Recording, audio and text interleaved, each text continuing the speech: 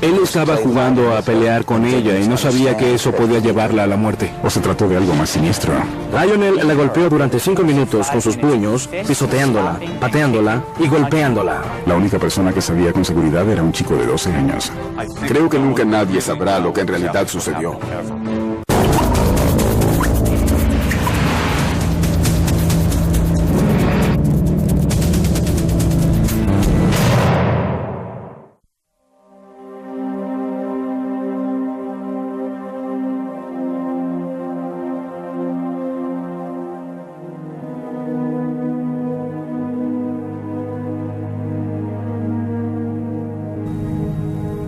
Es la peor tragedia que un padre podría enfrentar.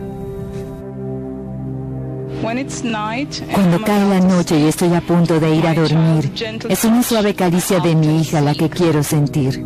La muerte de un hijo. Pero luego me doy cuenta de que no está allí y mi corazón rompe en un llanto sin fin.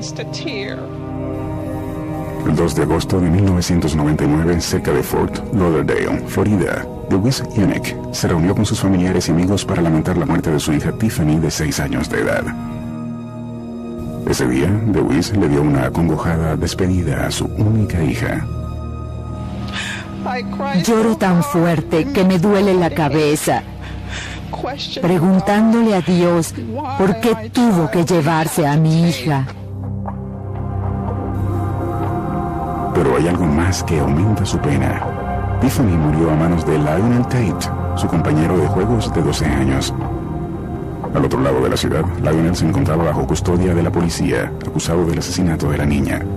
Lo que era realmente perturbador de este caso es que se trataba de 2 niños. Un niño de 12 años que asesinaba a una niña de la mitad de su edad y 1/3 de su tamaño. A la larga, Lionel Tate fue sometido a juicio por asesinato premeditado.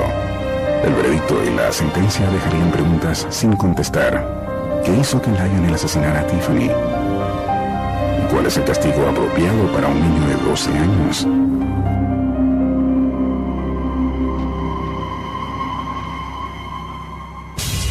Todo comenzó cerca de las 10:30 p.m. el 28 de julio de 1999.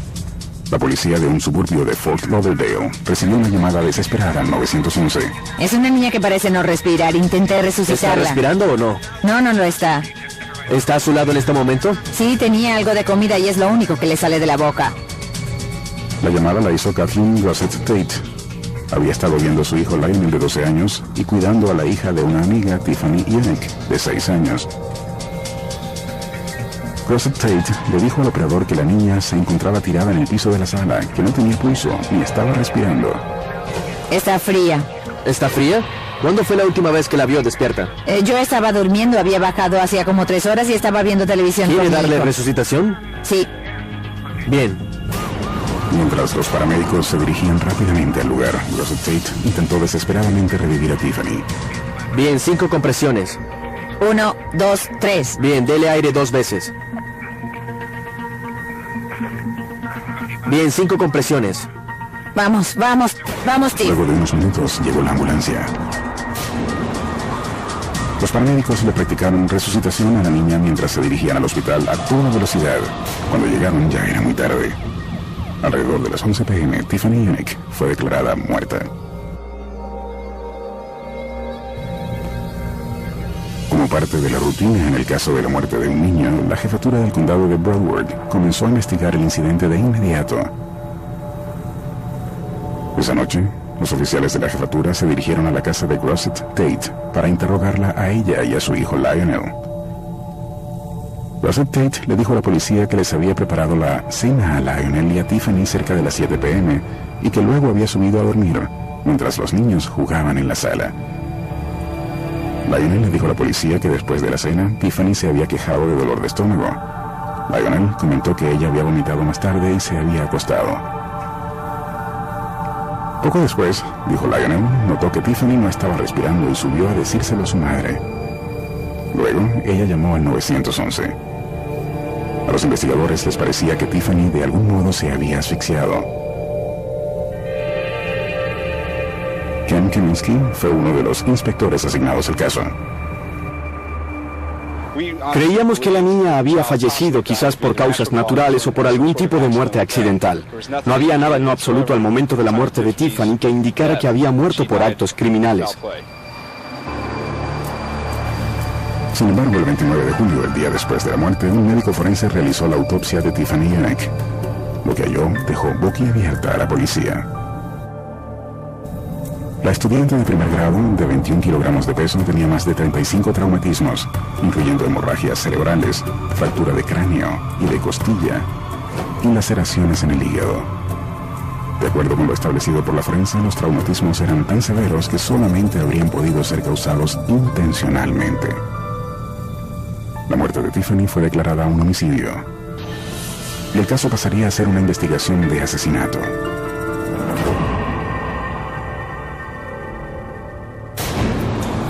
Al día siguiente, los inspectores fueron a interrogar nuevamente a Kathleen Gossett Tate y a su hijo Lionel. Si bien no pudieron hallar a Kathleen, sí dieron con Lionel, quien estaba en casa de un pariente. Las leyes del estado de Florida les permiten a los oficiales interrogar a un menor sin el consentimiento de un representante, así que Lionel fue llevado a la comisaría para ser interrogado. Una de las primeras cosas que Lionel mencionó fue que él y Tiffany habían estado jugando. A pesar de tener solo 12 años, Lionel pesaba 77 kilos. Los investigadores comenzaron a sospechar que quizás él le había causado los traumatismos a la niña. Entonces, comenzaron a grabar la conversación. Estábamos corriendo dentro de la casa jugando y yo la sujeté jugando. ¿Cómo la sujetaste? Bueno, ¿cómo se sujeta a alguien?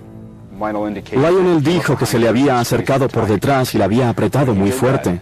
Cuando él hizo esto, Tiffany gritó y presionó un lado de su cuerpo, el mismo lado en el que está su hígado. La policía continuó presionando a Lionel para que les suministrara detalles. Luego dijo que en un momento Tiffany se había golpeado la pierna con las escaleras y después había ido al baño a vomitar. Cuando regresó, narró Lionel, ella le dijo que estaba cansada y se acostó. Luego de eso se acostó a dormir y vi que su cabeza estaba como torcida,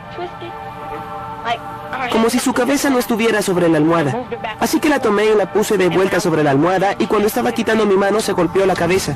Lionel le dijo a la policía que Tiffany se había golpeado la cabeza con el borde de una mesa cuando movió su cuerpo. Luego, como 2 o 3 minutos después, fue que dijo, ¡ay! Dio una especie de grito y luego mi mamá bajó y preguntó, ¿qué fue eso? Y yo le contesté que había sido Tiffany. Después ella le dijo que no lo hiciera más. Para los inspectores, las declaraciones de Lionel indicaban que, de algún modo, él le había causado los traumatismos a Tiffany y ahora solo estaba buscando la manera de zafarse del problema. Esa misma tarde, las autoridades finalmente localizaron a Kathleen Gossett Tate, quien se presentó en la estación.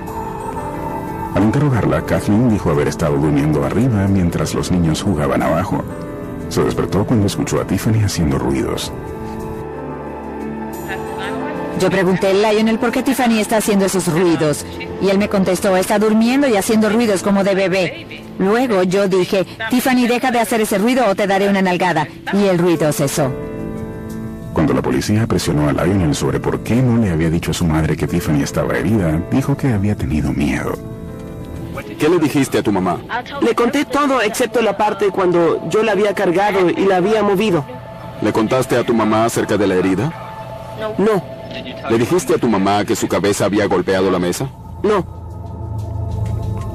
Para ese momento, los inspectores estaban convencidos de que Lionel había golpeado a Tiffany deliberadamente y luego había mantenido oculta la verdad para evitar meterse en problemas. Le tomó tiempo golpear a Tiffany, como lo tomó también que muriera posteriormente. Para ese entonces él ya debía saber que la niña estaba sufriendo. Esa misma tarde, armados con el fallo de la forense de que la muerte de Tiffany había sido un homicidio, la policía arrestó a Lionel Tate por el asesinato de Tiffany Unick.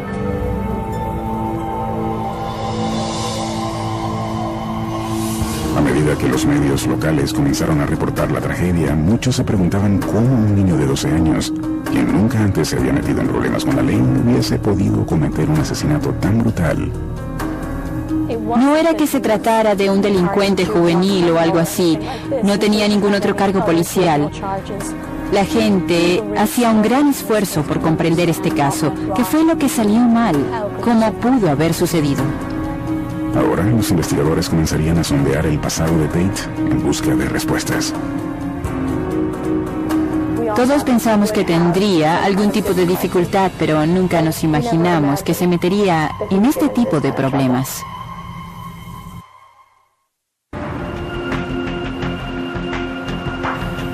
En agosto de 1999, en Fort Lauderdale, Lionel Tate, de 12 años, pasaría a custodia policial por haber golpeado hasta morir a su compañera de juegos de 6 años, Tiffany Unick. Lionel confesó haber tenido un incidente con Tiffany, pero no dijo mucho más a las autoridades. Debido a las edades de la víctima y el sospechoso, el caso rápidamente acaparó los titulares. Luego del arresto de Lionel, Jim Lewis fue contratado para representar al chico. Lewis estaba convencido de que la muerte de Tiffany había sido solo un terrible accidente. Todo lo que pude averiguar es que él estaba jugando a pelear con ella y que ella tuvo esos traumatismos simplemente sin intención. Él no conocía su propia fuerza. Sin embargo, las autoridades no tenían la misma opinión. Luego de revisar el caso, el abogado del estado, Ken Padowitz, decidió que la golpiza de Tiffany había sido lo suficientemente brutal como para merecer un procesamiento en el sistema de cortes criminales para adultos. Procesar a Lionel Tate en el estado de Florida, en el sistema de cortes juveniles, significaba que Lionel enfrentaba de 6 a 9 meses de detención juvenil. Eso era un mes por cada año de vida de esta niña, y desde mi punto de vista, eso no representaba una sentencia apropiada, ni justicia alguna para esta pequeña. El 11 de agosto, un gran jurado se reunió en el centro de Fort Lauderdale para determinar qué cargos, en caso de haberlos, se le imputarían a Lionel Tate. A las pocas horas, Ken Padowitz salió de la corte para realizar un anuncio sorprendente. El gran jurado del condado de Broward se reunió para la investigación de la muerte de Tiffany Unick y votó para procesar al acusado, Lionel Tate, por homicidio voluntario. A los 12 años de edad, Tate sería una de las personas más jóvenes en la historia en enfrentar cargos tan serios. En caso de que fuese hallado culpable, sería condenado a una cadena perpetua obligatoria en prisión. Si bien muchos observadores estaban atónitos ante la decisión del gran jurado, Padowitz dijo que ellos simplemente habían respondido a la evidencia que él había presentado. Tuvieron la oportunidad de procesarlo por cargos más leves, como de homicidio involuntario, pero volvieron con una acusación de homicidio voluntario. Mientras ambas partes se preparaban para el juicio, muchas personas se preguntaban si las acciones de Lionel Tate en realidad constituirían un asesinato. ¿De ser así? ¿Qué en su corta vida lo habría podido llevar a cometer ese horrendo crimen?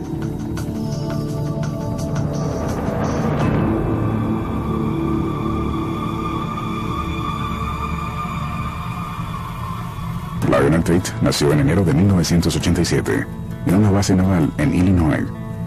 Sus padres eran ambos militares. Para cuando Lionel tenía 1 año ya se habían divorciado y su madre, Kathleen Grossett Tate, obtuvo la custodia de su hijo.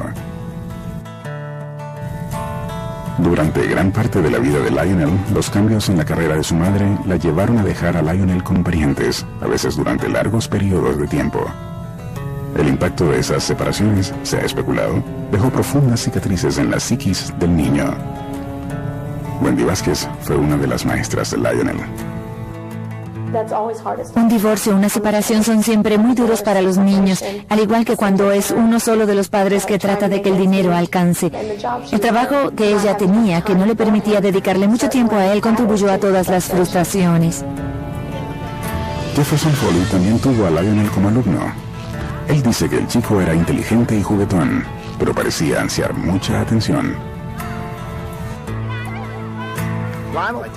A Lionel le gustaba hacer demasiadas payasadas, en un intento por llamar la atención de otros y ese tipo de cosas. Simplemente no sabía trazar los límites ni cómo mantenerse dentro de un perímetro permitido, y a la larga eso evidentemente lo metió en problemas. A principios de los 90, Kathleen y Lionel se mudaron cerca de Fort Lauderdale. Allí, Lionel mostró señales incipientes de mala conducta en la escuela.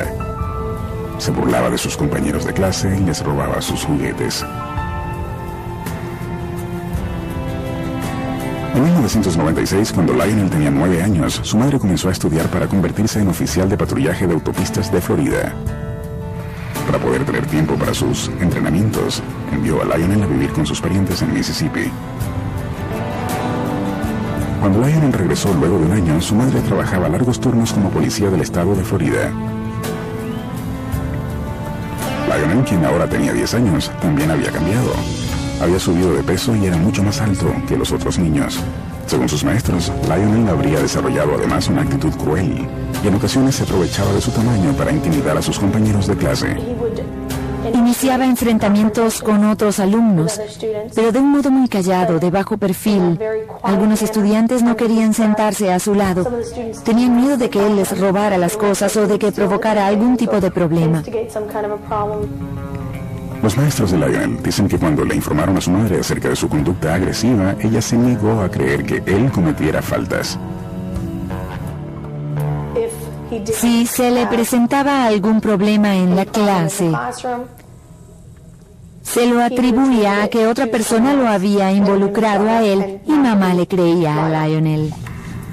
Cuando los maestros disciplinaban a Lionel, ellos cuentan que su madre venía a la escuela a quejarse, a veces con su uniforme de policía.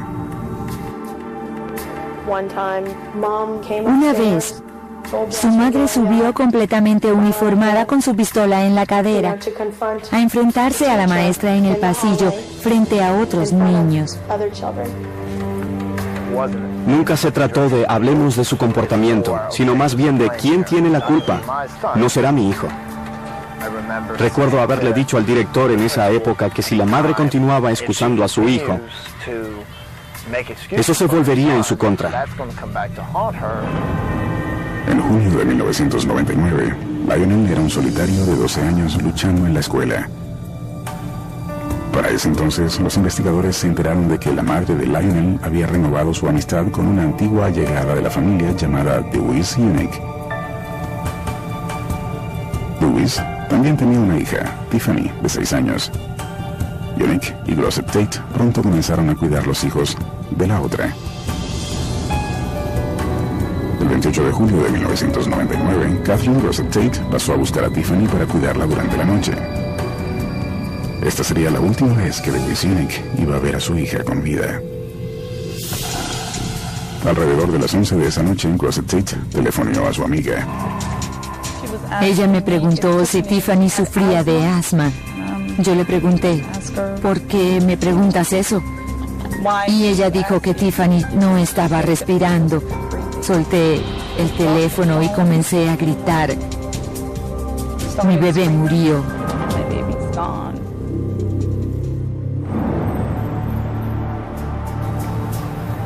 Agosto de 1999, Fort Lauderdale. Lionel Tate, de 12 años, fue acusado de homicidio voluntario por golpear a su compañera de juegos de 6 años, Tiffany Unick. La acusación sorprendió a muchos, incluyendo el abogado defensor de Tate, Jim Lewis. Lionel era, a saber, la persona más joven en Florida, 12 años de edad, acusada de homicidio voluntario como un adulto. En realidad, en este caso, estábamos a tientas porque no existían muchos precedentes para un chico así de joven que hubiera sido acusado de un crimen tan grave. Para defender a su cliente, Lewis consiguió una explicación controversial para las acciones del chico.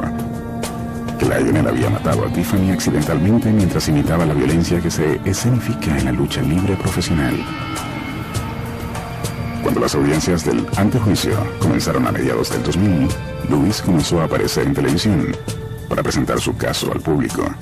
Creemos que este fue un incidente muy desafortunado, que este chico simplemente estaba imitando lo que veía en la televisión. Considero que es importante que el jurado asignado al caso comprenda lo que es la lucha libre y cómo es que los niños la ven. Los medios de todo el país, que ya seguían el caso de cerca, explotaron la historia. Los titulares señalaban lucha en la defensa. Por supuesto que eso llamó la atención de los tabloides y los canales de televisión. En realidad no enfocaron el hecho de que una niña había muerto, sino que resaltaron este deporte tan llamativo.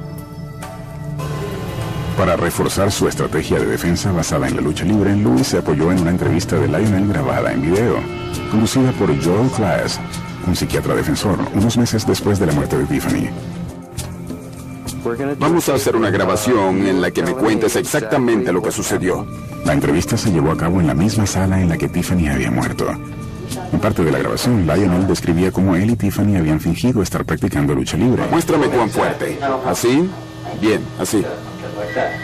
Sí, señor. ¿Y luego qué? ¿La golpeaste? Le hice así. ¿Después qué sucedió? Después ella se cayó hacia atrás así. Durante los siguientes 20 minutos, Lionel hizo la demostración de una serie de llaves de lucha que afirma haber usado con la niña. Ella estaba justo aquí. Sí. Y luego cuando la iba a arrojar contra el sofá, Sí. la arrojé así. Bien, muéstrame con exactitud. Ella hizo así. Bien, ¿se golpeó con esto? Sí, señor. Bien, muéstrame cómo se golpeó con esto. Se golpeó así. Está bien. Para Jim Lewis, el abogado de Tate, las declaraciones del chico eran evidencia de que le había causado daño a Tiffany accidentalmente. Lewis sostuvo además que cuando Klaas había interrogado a Lionel en cuanto a la relación con la pequeña, sus respuestas mostraban remordimiento por su muerte. ¿Qué sentías por ella? La quiero como a una prima. Y como a una amiga. ¿Tenías sentimientos buenos por ella? Sí, señor. ¿Sentimientos malos? ¿Peleabas a menudo con No, ella? señor. ¿Cómo te sientes con respecto a lo que sucedió? Terrible. La defensa basada en la hipótesis de la lucha le dio al caso aún más notoriedad. Pero la parte acusadora alegó rápidamente que la estrategia de Lewis era simplemente una cortina de humo. Lo que tenemos es que el abogado defensor del caso quiere destacar un juicio televisado y la lucha libre profesional en lugar del hecho que este chico de 12 años fue acusado de homicidio voluntario y debe ser enjuiciado por ese asesinato. Fue una farsa. Todas las habladurías en cuanto a la lucha libre profesional se convirtieron en una locura. Las autoridades señalaron que Lionel no había mencionado nada sobre la lucha libre a la policía en sus declaraciones iniciales. Además, para el abogado de la parte acusadora, Ken Padowitz, la evidencia física mostraba con claridad que la muerte de Tiffany no pudo haber sido un accidente de lucha libre. La pequeña sufrió más de 35 traumatismos en su cuerpo. Estamos hablando de una tunda muy fuerte que se llevó a cabo a lo largo de un mínimo de 5 minutos. Mientras los abogados maniobraban para conseguir algo, la situación de Lionel Tate se hacía cada vez más clara. De ser hallado culpable por el cargo de homicidio voluntario, el chico recibiría una sentencia obligatoria de cadena perpetua en prisión. Con el juicio ya muy cercano, muchos observadores consideraban que un resultado tan extremo podía evitarse de algún modo. Creo que la gente esperaba que funcionara, que fuese castigado si era culpable, pero no que su vida se arruinara para siempre. Incluso a la madre de Tiffany, Louise Yannick, le pareció que una cadena perpetua era demasiado. Si él asesinó a mi hija, no esperaba en lo absoluto que simplemente se levantara y saliera en libertad. Pero al mismo tiempo mi corazón se preguntaba qué se podía hacer para ayudarlo. En febrero de 2000, con el apoyo de Louise Yannick, la parte acusadora se acercó al abogado de Lionel Tate con un trato.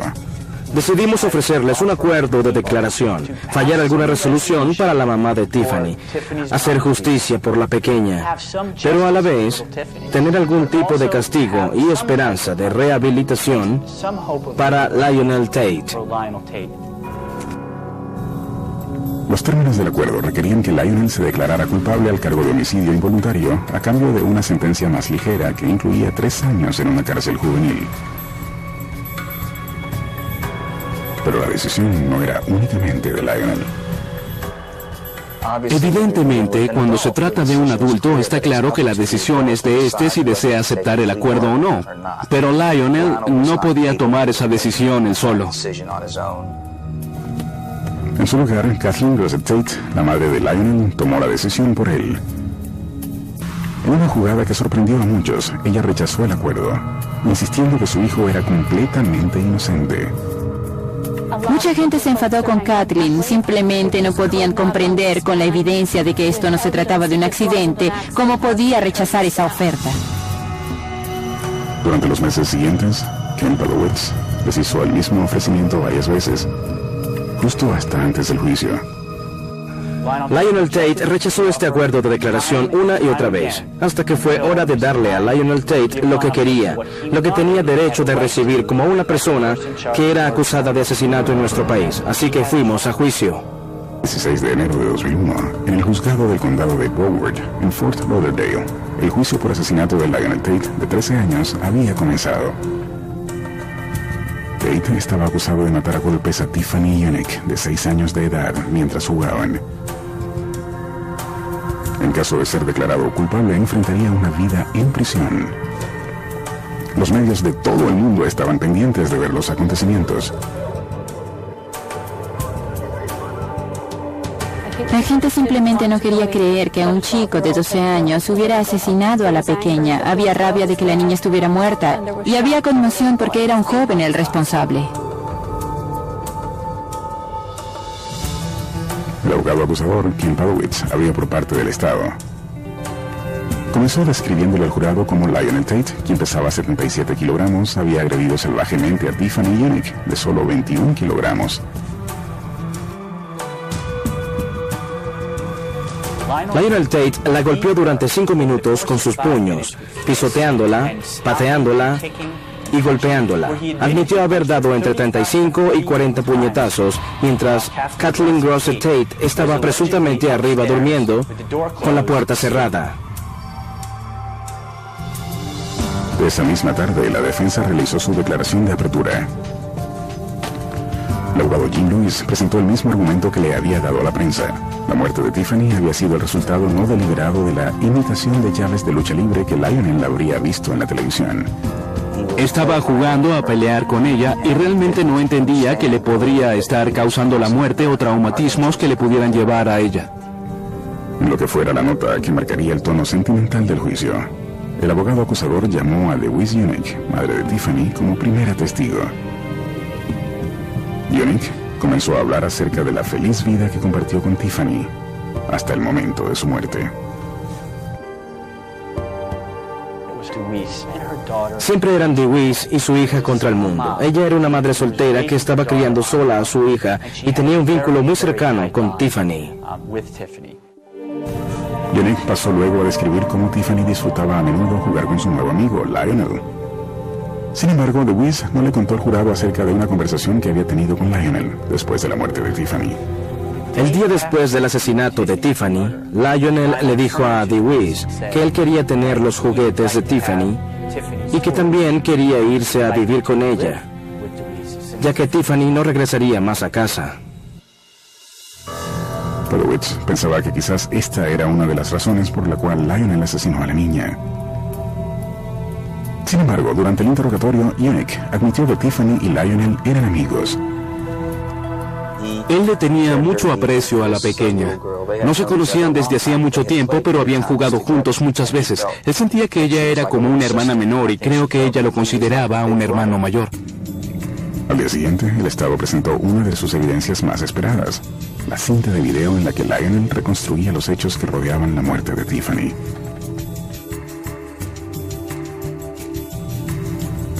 La cinta de video había sido preparada en realidad por la defensa para mostrar que Lionel había herido a Tiffany accidentalmente.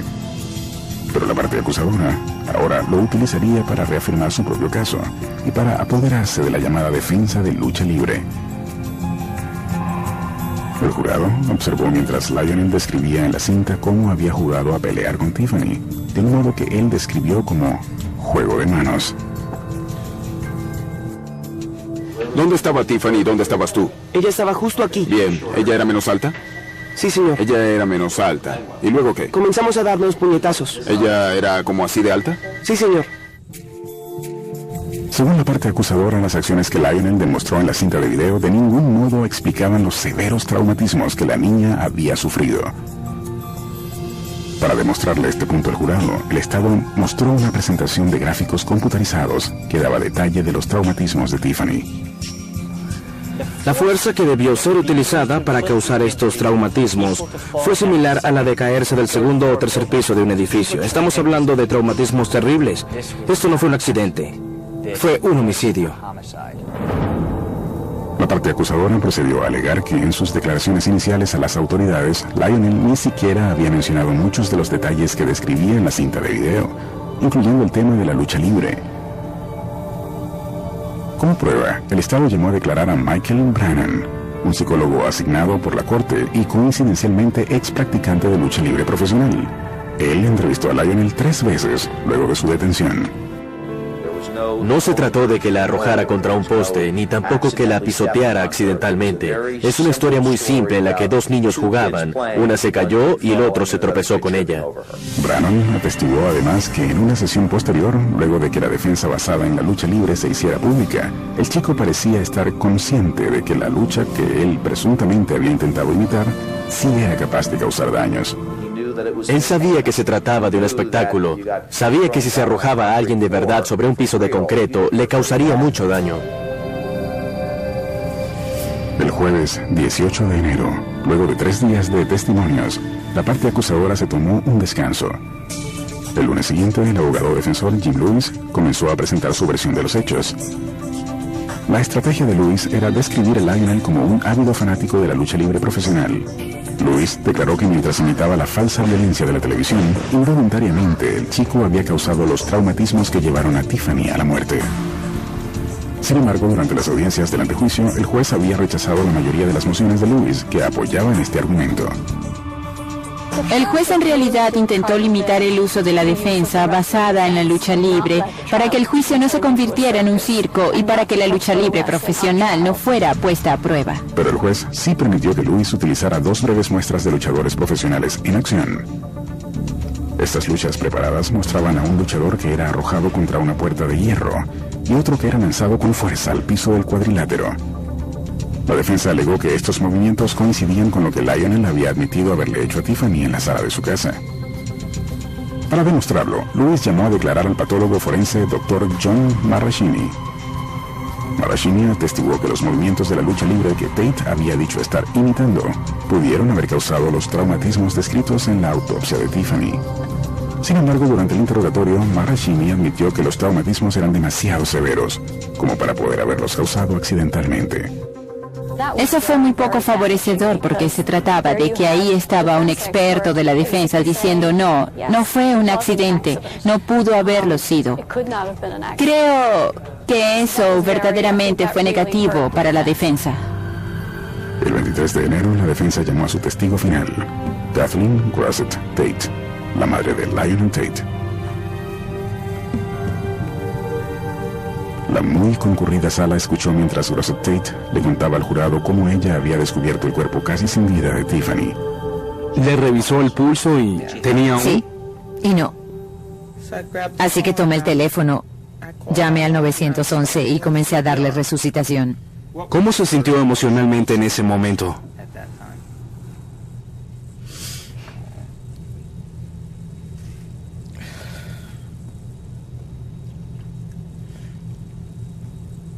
Quizás estaba conmocionada.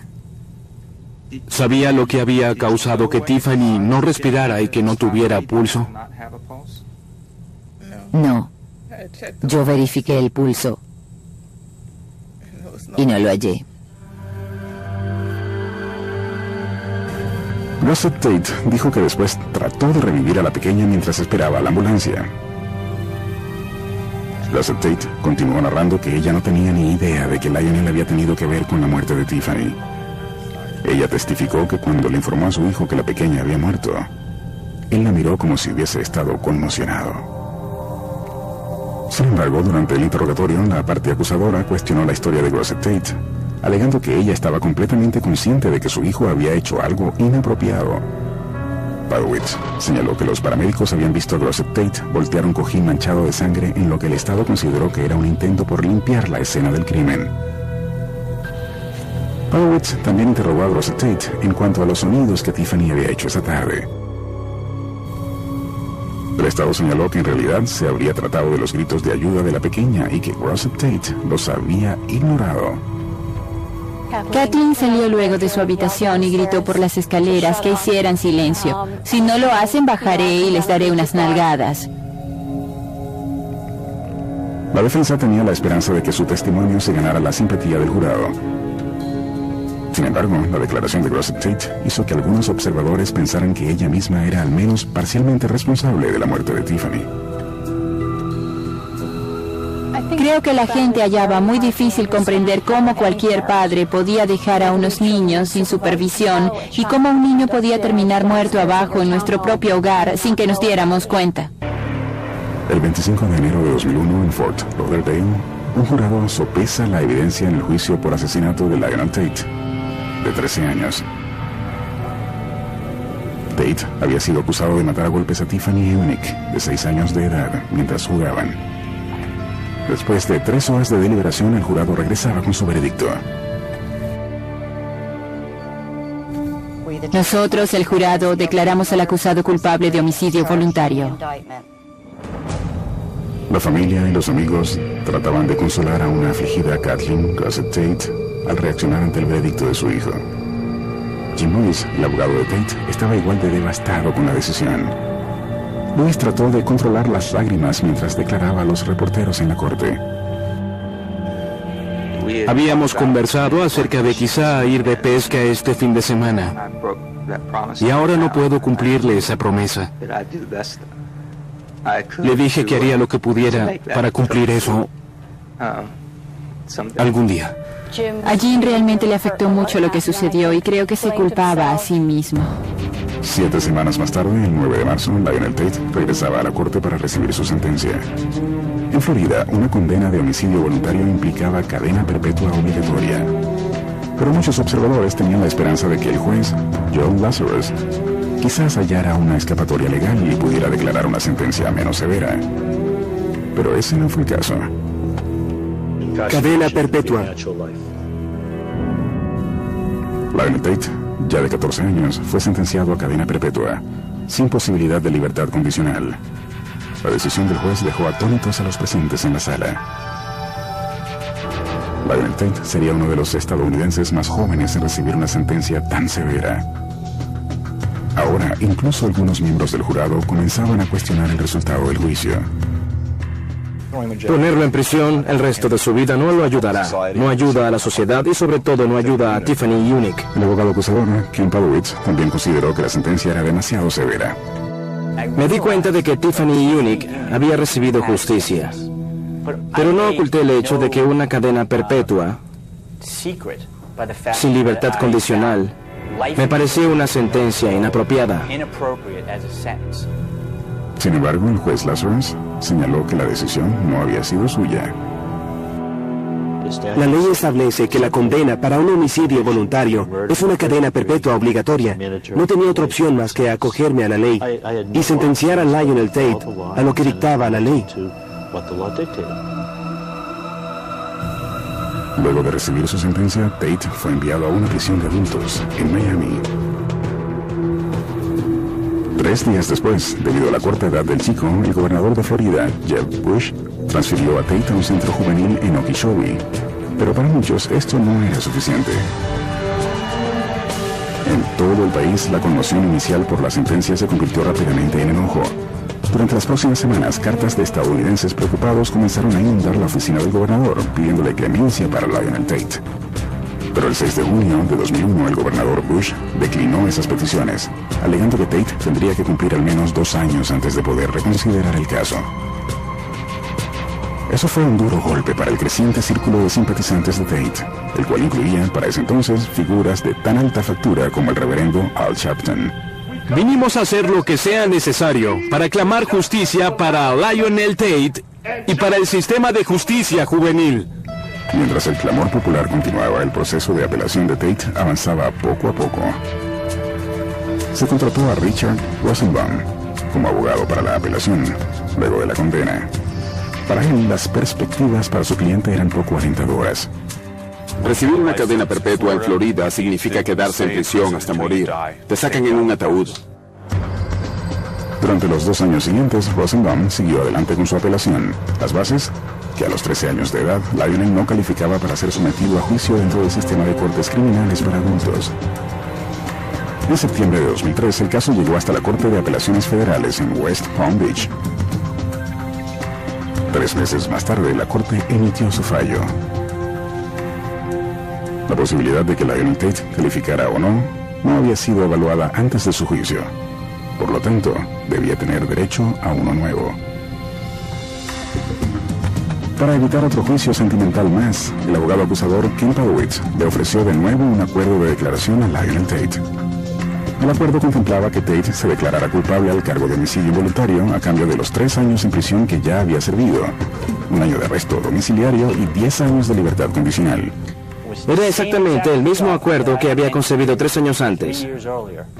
Lionel Tate tenía una segunda oportunidad. Esta vez, Tate, quien ahora era un alto y delgado chico de 16 años, aceptó el ofrecimiento. El 26 de enero de 2004 fue puesto en libertad bajo la custodia de la madre. Tanto para aquellos que apoyaron a Tate como para los que habían ayudado a encarcelarlo, que fuera puesto en libertad fue un bienvenido final a una tragedia que casi cobrara una segunda vida. 3 días antes, durante la declaración de la sentencia formal de Tate, la madre de Tiffany Unick, DeWeese, se dirigió a Lionel en la corte. Creo firmemente en Dios y creo en el perdón.